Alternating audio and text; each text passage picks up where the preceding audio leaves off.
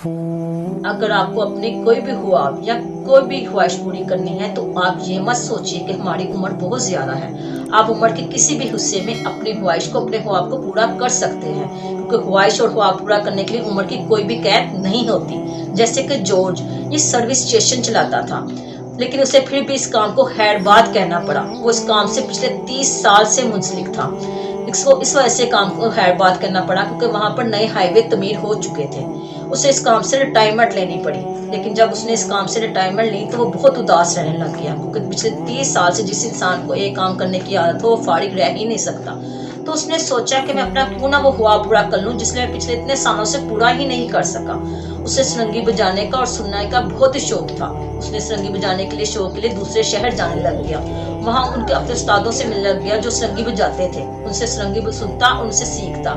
कुछ अरसे के बाद वो इतनी अच्छी सरंगी बजाने लग गया था कि उसने अपना खुद एक शो रखा। वो मुश्तरिक अमेरिका में जब उसका शो हुआ तो सब लोग उसे अंकल जॉर्ज के नाम से जानते थे।